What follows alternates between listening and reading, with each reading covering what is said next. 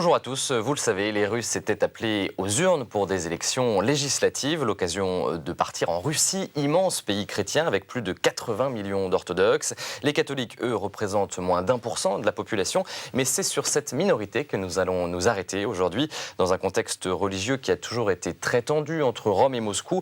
Comment se portent ces catholiques de Russie aujourd'hui? Pour en parler avec moi sur ce plateau, Albéric de Palmar, bonjour. Bonjour. Vous êtes journaliste, vous avez notamment réalisé un documentaire que nous avons d'ailleurs diffusé sur KTO, Chrétiens à Moscou, orthodoxes et catholiques en conflit. Le film date de 2005. Ces chrétiens de Russie sont-ils toujours en conflit aujourd'hui, en 2007? En conflit, oui et non. C'est-à-dire que c'était beaucoup plus sérieux à l'époque. Maintenant, il y a quand même eu beaucoup de changements. Le premier changement, c'est que le pape a changé. Nous sommes avec Benoît XVI aujourd'hui, nous étions avec Jean-Paul II. C'est-à-dire que nous sommes avec un Allemand et que nous étions avec un Polonais. Vous voyez la nuance. Ce qui change la donne. Voilà, ce qui change totalement la donne. Bon, ensuite, le gouvernement, enfin disons la politique a changé et elle change encore là aujourd'hui. Et puis, dernier point, je dirais qu'Alexis II, qui est le patriarche de Moscou, le chef des orthodoxes russes de Moscou, il y a encore une nuance, hein, mais a lui aussi un peu vieilli, disons. Et même s'il est toujours très, très puissant et très ferme quant à la position des catholiques et des orthodoxes, disons qu'il a mis un peu d'eau dans son vin. Un catholique aujourd'hui en Russie et à Moscou, comment il est perçu par l'opinion publique? Oh, je vous dirais qu'il n'est pas perçu. Je vous dirais qu'il n'est pas perçu. D'abord parce qu'il ne faut pas oublier que la minorité catholique dont vous avez parlé tout à l'heure, la minorité catholique est une minorité d'origine étrangère. Bon, il ne faut pas oublier que ce sont essentiellement des Allemands, des Polonais, bon, même s'ils sont aujourd'hui vraiment des Russes, hein, mais si vous voulez, l'origine du catholicisme en Russie est une origine étrangère. Bon, et c'est d'une certaine façon la base des problèmes, puisque la foi russe, la foi chrétienne russe, est une foi orthodoxe. Ils arrivent à vivre leurs différences aujourd'hui? Ils sont libres de pratiquer leur foi? Ou ils vivent avec une certaine pression? Oh, ils sont libres de pratiquer leur foi, oui, oui. Bon, aujourd'hui, si vous voulez, il y a eu l'ouverture, hein, donc aujourd'hui, les catholiques peuvent pratiquer leur foi sans gros problème. Bon, je dirais qu'ils ont plus de difficultés de par le fait d'être catholique que le fait d'être chrétien, d'être religieux dans un pays comme la Russie. Alors tout de suite, nous allons partir à Moscou. Alors qui sont ces catholiques de Russie? Comment s'intègrent-ils dans cette très forte tradition orthodoxe? Depuis le pontificat de Benoît XVI, vous l'avez dit, le dialogue avance à grands pas. On regarde. Pour Benoît XVI, améliorer les relations avec les églises orthodoxes a toujours été une priorité. Cela inclut les relations entre Rome et Moscou, qui ont prouvé progresser ces derniers mois. Néanmoins, des tensions perdurent, la plus importante étant l'accusation faite par l'Église orthodoxe russe contre l'Église catholique de faire du prosélytisme dans son pays. Une accusation que les catholiques rejettent fermement. Le problème est le concept nationaliste de religion chez les orthodoxes, soulignent les analystes. Ils considèrent que tout russe devrait être orthodoxe. Si vous êtes russe, vous êtes enraciné dans la culture orthodoxe. Vous devez être baptisé, vous devez appartenir à l'Église orthodoxe. Si vous vous approchez de l'Église catholique selon votre volonté propre, cela n'est pas normal pour eux. Je ne peux pas être d'accord avec cette approche ethnique du christianisme. Une approche nationaliste que d'autres églises orthodoxes ne partagent pas. En dehors de la Russie, beaucoup pensent qu'après 70 ans d'athéisme, les catholiques et les orthodoxes devraient travailler ensemble pour défendre la famille, la vie et la justice. J'espère que le problème de prosélytisme sera résolu. Plus tôt nous le résoudrons, mieux ce sera. Nous devons comprendre que nous ne sommes pas dans des structures compétitives. Nous sommes alliés, nous avons une mission commune. Nous ne devons pas être engagés dans des activités missionnaires aux dépens des autres. Nous devons nous aider dans nos missions. En Russie, il y a officiellement 220 paroisses catholiques et environ 300 non officiellement enregistrées. Dans beaucoup de ces communautés, les fidèles sont privés d'un lieu de culte. Il y a seulement 270 prêtres pour 600 000 catholiques dans un pays de 144 millions d'habitants, ce qui représente moins d'1% de la population totale. Le manque d'églises est particulièrement significatif dans la capitale. À Moscou, la situation est très difficile. Il n'y a que 2 églises. Chaque dimanche, nous célébrons 27 messes dans 20 langues différentes. Il est compréhensible qu'il soit presque impossible de célébrer 27 messes dans 2 églises, et c'est pourquoi nous utilisons aussi les ambassades américaines et allemandes. Beaucoup d'églises ont été confisquées par l'État durant le régime communiste. Après 1990, des conflits entre l'Église catholique et orthodoxe ont rendu les relations entre Rome et Moscou très difficiles. Albéric de Palmar, on a commencé à évoquer tout à l'heure avant le sujet cette identité de ces catholiques de Russie. Qui sont-ils? L'ancien archevêque de Moscou évoque ces messes qui sont célébrées en 20 langues différentes. Oui, absolument. En 20 langues, il précise qu'il y a effectivement 2 églises. Donc il y a la cathédrale de Moscou et puis il y a Saint-Louis des Français. Donc c'est une paroisse française. C'est une paroisse française tenue par un assomptionniste français et c'est une paroisse qui n'a jamais fermé. Il y a toujours eu une présence religieuse à Moscou à travers Saint-Louis des Français. Alors tout le monde, quand on évoque Saint-Louis des Français, c'est Rome. Eh bien non, Saint-Louis des Français, c'est aussi Moscou. C'est aussi Moscou. Et c'est vrai que là, les messes sont célébrées tous les dimanches, et même en semaine. Bon, en russe, bien évidemment, en français, bien Avec évidemment. des expatriés également? Avec des expatriés. Est-ce qu'il y a une communauté étrangère qui vit à Moscou, absolument, qui est oui, catholique? tout à fait. Oui, il y a une communauté étrangère, notamment une communauté française qui vient dans cette paroisse. Mais vous avez une communauté vietnamienne aussi qui est relativement importante. Donc vous avez pas mal de Vietnamiens qui sont catholiques et qui viennent à Saint-Louis des Français. Donc oui. Il y a des catholiques d'origine russe également? Alors il y a des catholiques d'origine russe, mais comme je vous disais tout à l'heure, en fait, ce sont des catholiques qui sont d'origine étrangère. Même s'ils sont aujourd'hui russes. Mais alors, peut-être j'anticipe sur ce que vous vouliez dire, mais quand on porte des accusations de prosélytisme contre l'Église catholique... Ce qu'on a vu dans le sujet, voilà. Moi, j'aurais tendance à dire que les orthodoxes ont raison. Ça, c'est intéressant. Bon, nous, catholiques, nous avons une nécessité de voir notre foi de façon universelle. Donc il n'y a pas d'attache à la terre. On n'est pas attaché à la nation. On n'est pas attaché à la nation. Chez les orthodoxes, il y a une très grande attache à la nation. Et c'est vrai que la nation russe est une nation orthodoxe depuis 1000 ans. Bon, et que d'une certaine façon, même pendant la plus noire période du communisme stalinien, on n'a pas complètement perdu ce lien entre l'Église orthodoxe, qui a été massacrée, qui a été vraiment très abîmée, très chahutée, très torturée. Mais on n'a pas perdu complètement ce lien. Et aujourd'hui, si vous voulez, les orthodoxes, retrouvant la possibilité d'exprimer leur foi, l'expriment à travers cette forme de nationalisme. Et alors c'est vrai que quand aujourd'hui on vient, nous catholiques, en Russie, eh bien les orthodoxes peuvent avoir cette impression de prosélytisme, même si nous n'avons aucune volonté de prosélytisme. Le mot est fort quand même. Le mot est fort, mais... Donc du point de vue orthodoxe, ça se tient. Du point de vue orthodoxe, ça se tient, tout à fait. Concrètement, qu'est-ce que ça veut dire? Comment ils se comportent, les catholiques? Si vous voulez, d'abord, il y a eu la création des 4 diocèses, qui ne sont pas des diocèses territoriaux. C'est intéressant de voir que quand Jean-Paul II a créé ces diocèses, notamment sur Moscou, c'est le diocèse de la Mère de Dieu. C'est pas le diocèse de Moscou. Bon, ça a été, je dirais, une possibilité, une tentative de bien montrer que cette impression de territorialité n'était pas une volonté du catholicisme qui s'implantait en Russie. Ça, c'est certain. Mais quand même, d'avoir implanté la Russie, et surtout d'avoir eu certains mots qui étaient un peu malheureux, disant que la Russie était une terre vierge. Non, c'était pas une terre vierge. Et Dieu sait si des Russes avaient souffert sous la période stalinienne, comme je vous disais tout à l'heure, et avaient souffert et avaient de toute façon maintenu cette foi existante. Et cette foi qui restait, c'était la foi orthodoxe. Il ne faut pas l'oublier. Les catholiques, eux, ils ne sont pas attachés à cette identité russe comme le sont les orthodoxes? Pas vraiment, non. Pas vraiment. Pas vraiment. Il n'y a pas le même lien entre le catholicisme et la territorialité, si on peut dire. Tandis que pour les orthodoxes, c'est important. Alors, il y a de ce fait, oui, excusez-moi. Et de ce fait, on comprend les orthodoxes. Moi, je comprends cette accusation, même si je dirais qu'intellectuellement, elle n'est pas fondée. De cœur, elle peut se comprendre. En tout cas, l'évêque orthodoxe russe de Vienne dit dans ce reportage qu'il n'y a pas de structure compétitive entre les deux églises. Absolument. Est-ce que c'est de la langue de bois ou c'est vrai aujourd'hui? Non, c'est vrai. Non, c'est tout à fait exact. Comment ça se passe aujourd'hui entre ces deux églises? Mais ça ne se passe pas. Ça ne se passe pas. Si vous voulez, regardez, c'est même... la situation est assez complexe. Aujourd'hui, le chef de l'État russe, Poutine, jusqu'à aujourd'hui, était dépendant d'une certaine façon de l'Église russe. Regardez ses prédécesseurs, Gorbatchev et Helsinki. Tous les deux ont invité Jean-Paul II en Russie.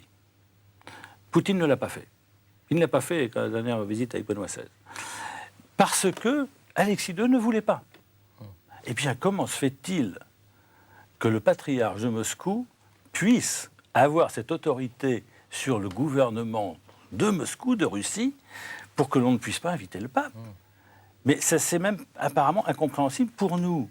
Dans nos pays, on ne comprendrait pas que on refuse une invitation, qu'un chef d'État ne puisse pas inviter parce que le premier de nos autorités religieuses l'interdirait. Aujourd'hui, c'est faisable en Russie. Il y a un autre changement, c'est l'archevêque de Moscou, qui, on l'a vu dans ce reportage, l'ancien archevêque était polonais. Maintenant, c'est un Italien, Monseigneur Pezzi, depuis quelques semaines. Alors ça, je dirais que c'est une grande chance et c'est un grand espoir. Grand espoir double. D'abord parce que le pape a changé. Bon, ce n'est plus un Polonais. L'évêque a changé, ce n'est plus un Polonais. C'est un Italien maintenant. Voilà, c'est un Italien. Bon, si vous voulez, il ne faut pas oublier quand même que les relations entre la Russie et la Pologne ont été pour le moins douloureuses. Bon, il ne faut pas oublier non plus que quand Jean-Paul II a été élu, Andropov, qui était à ce moment-là au Kremlin, a essayé de déstabiliser, c'est le moins qu'on puisse dire, Jean-Paul II. On ne connaît absolument pas les raisons fondamentales de l'attentat contre Jean-Paul II. On peut très bien penser on le verra tout à l'heure, qu'on va les retrouver là-bas. Bon, donc, si vous voulez, il y a tout ça. Aujourd'hui, ils ont changé. Ces deux hommes ont changé. Nous avons un Allemand de l'autre côté et un Italien de l'autre côté. Il n'y a plus ce même risque pour les Russes de voir un Polonais. Hein. Donc, si vous voulez, je crois qu'aujourd'hui, c'est un grand espoir. C'est vraiment un grand espoir. Alors, moi, j'ai une question assez naïve. Pourquoi on ne met pas un Russe, tout simplement, à la tête de cet archevêché de Moscou ? D'abord parce qu'il n'y a pas de Russe possible aujourd'hui. Vous avez, vous n'avez pas de clergé russe quasiment. Les premières ordinations, nouvelles ordinations, ont été faites en 99, souvent par M. Konduchevitch.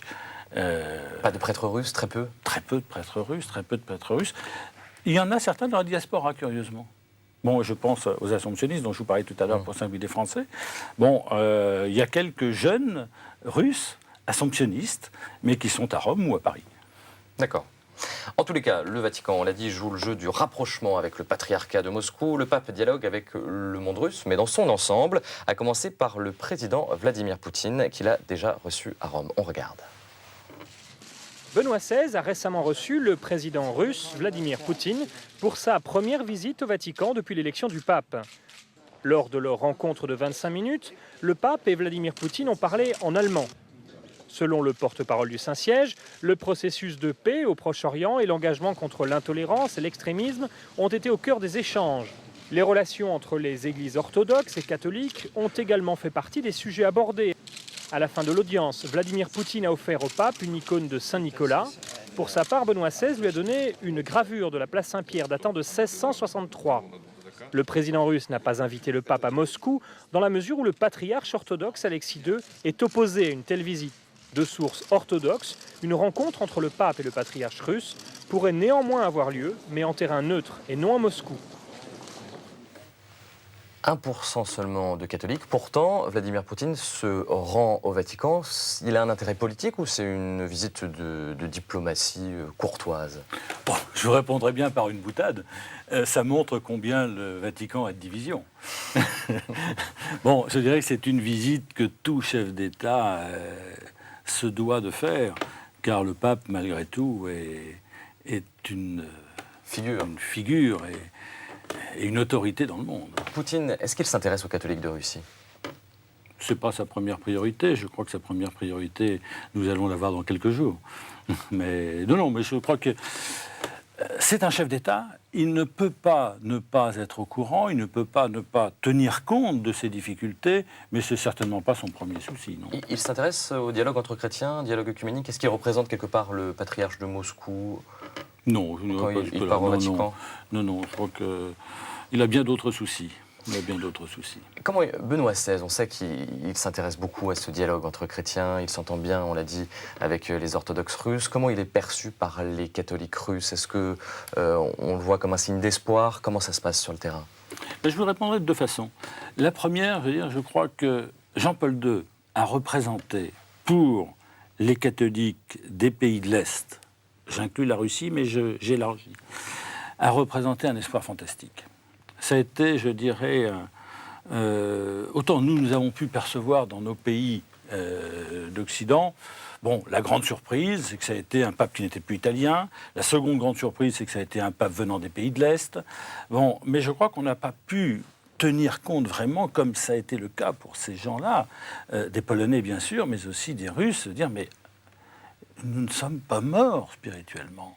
Non seulement nous ne sommes pas morts, mais l'Esprit Saint vient chercher chez nous celui qui va mener son Église. Bon, et quand je dis son Église, je vais même un peu plus loin que l'Église catholique, puisque, bon, récemment aussi, on reconnaît une certaine suprématie à Pierre, hein, dans l'orthodoxie. Bon, mais ça, c'est pas l'objet de notre rencontre. Mais, donc tout ça pour vous dire que l'arrivée de Jean-Paul II a été extraordinaire. L'arrivée de Benoît XVI, je dirais, ça a été aussi extraordinaire, puisque très rapidement, la présence de Jean-Paul II a été une difficulté pour l'État russe. Tandis qu'aujourd'hui, il n'y a plus cette difficulté. Il n'y a plus cette difficulté.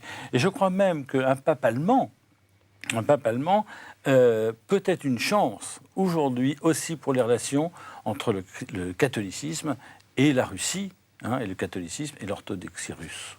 On est dans une période d'élections législatives en Russie, on l'a dit en début d'émission. Est-ce qu'il y a, on peut parler d'un vote catholique, même si on ne représente qu'un %? Non, parce que je dirais, on ne peut pas parler d'un vote catholique. Par contre, oui, je crois qu'on peut parler d'un vote orthodoxe. C'est-à-dire que l'influence de l'Église orthodoxe sur le citoyen russe est très importante. Il y a un lien entre politique et religion en Russie aujourd'hui? Bon, il y a plus qu'un lien, une identité commune.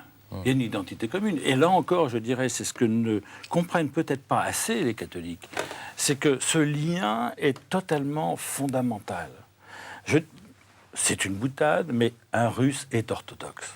Un Russe est orthodoxe. Par définition. Par définition. Si les Russes, par définition. Ouais. Ça fait partie de leur vie. De leur vie. Comparaison peut-être osée. Mais quand vous pensez au judaïsme, vous pouvez être juif sans être croyant juif.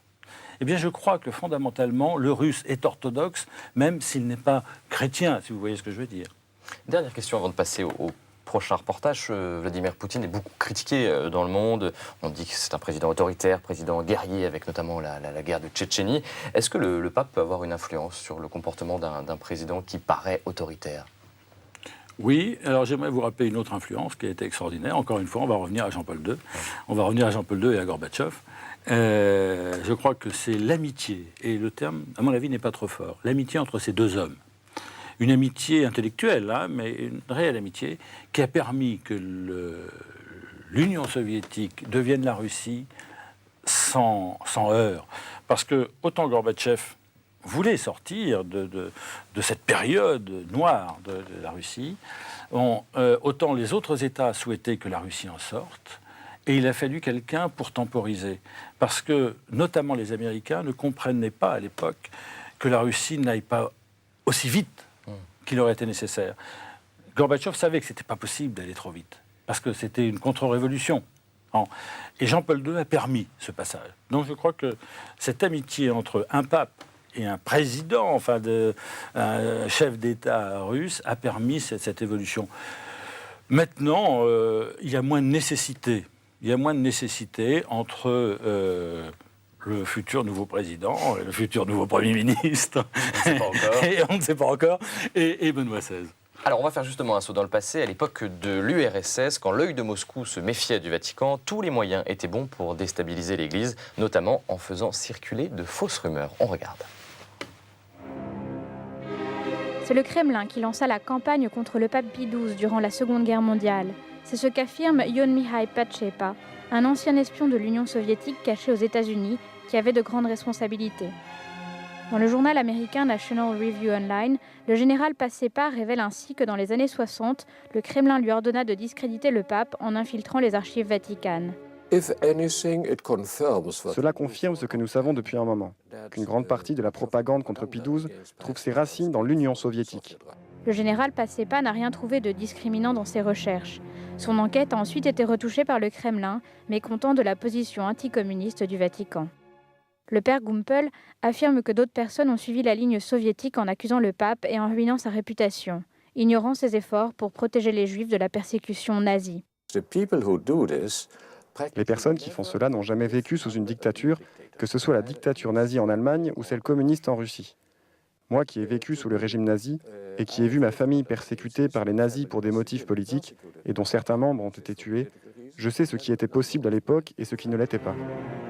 Si Pie XII s'était davantage exprimé publiquement pour défendre les Juifs, cela aurait fait empirer la situation, estime le père Gumpel. Ce jésuite, qui s'est penché sur la vie de Pie XII plus que quiconque, est convaincu de sa sainteté. Si j'avais décidé que cette cause ne devait pas aller plus loin, je n'aurais pas signé les documents. Mais plus je les étudie, plus je suis convaincu que cet homme est un saint. La béatification de Pie XII, qui est mort en 1958, dépendra de l'authentification d'au moins un miracle. Pour beaucoup d'admirateurs de Pie XII, cette reconnaissance n'arrivera jamais trop tard. Albéric de Palmar, l'URSS s'est toujours méfié du Vatican? Oui, l'URSS s'est toujours méfié du Vatican. La Russie s'est toujours méfiée du Vatican. Pourtant, il y a peu de catholiques. Encore une fois, je reviens à cette problématique, mais il y a peu de catholiques en Russie. Oui, mais tout à l'heure, on évoquait la phrase de Staline, c'est là le Vatican, combien de divisions? On l'a vu, combien de divisions. Non, je crois qu'il y a toujours eu une méfiance, effectivement, entre ces deux autorités. Encore une fois, ne n'oublions pas que l'autorité en Russie, l'autorité morale, l'autorité politique, l'autorité spirituelle, tout ça est beaucoup plus mélangé que cela n'est dans nos pays, et notamment en France. Nous vivons sous une séparation qui a été bien avant 1905, fondamentalement. Donc nous séparons assez facilement ces domaines, les Russes non. Est-ce que pendant l'URSS, la répression a été plus forte sur les catholiques parce que justement menace du Vatican? Elle a été très importante chez les catholiques. Comment elle s'est déroulée? Par des massacres. Tout simplement. C'est-à-dire que, si vous voulez, les catholiques russes ont été massacrés. Les religieux orthodoxes russes ont été massacrés. Non, ça a été des déportations considérables. Ça a été une tentative de réduction, d'anéantissement. Alors, je ne sais pas encore si c'est bien de dire ça, mais n'oublions pas que Staline a été séminariste. Et que ce n'était pas un mauvais séminariste. Ça, on ne le sait pas toujours. On ne le dit pas toujours, on l'oublie un peu, mais si vous voulez, je crois qu'il y avait aussi une dimension du coup personnel chez Staline qui a été dramatique. Aujourd'hui, les catholiques portent encore les marques en Russie de ce passé terrible? Oui, bien sûr. Ils portent encore les stigmates de cette crucifixion. Oui, tout à fait. On arrive à la fin de cette émission. Si vous aviez un ou deux défis à définir pour cette Église catholique en Russie, quels seraient-ils? Soyons un peu provocateurs, qu'elle disparaisse. Attendez, qu'elle disparaisse. Que le catholicisme disparaisse. Que nous nous retrouvions entre chrétiens au pied de la croix du Christ. Et que si nous étions des vrais chrétiens, des vrais fidèles du Christ, Père, qu'il soit un, comme toi et moi nous sommes un, que disparaissent les orthodoxes, que disparaissent les catholiques, que nous nous retrouvions au pied de la croix du Christ. C'est ça mon souhait. Et je crois que l'Esprit Saint est capable de réussir ce coup-là. Et c'est crédible aujourd'hui? Avec l'Esprit Saint, oui, bien sûr. Merci Albéric de Palmar. Je rappelle le titre de votre documentaire, Chrétien à Moscou, c'est chez Galaxy Productions. Et puis pour aller plus loin dans la découverte de la foi en Russie, je vous conseille deux bonnes lectures. D'abord, Le Printemps de la foi en Russie, justement, c'est aux éditions Saint-Paul. Et puis pour tout savoir sur les valeurs chrétiennes de Russie, du point de vue orthodoxe, cette fois, un autre livre, le livre du métropolite Cyril, L'Évangile et la liberté, c'est aux éditions du Cerf. Voilà, merci de votre fidélité. On se retrouve la semaine prochaine pour un nouveau voyage à travers ces églises du monde. Très bonne semaine à tous.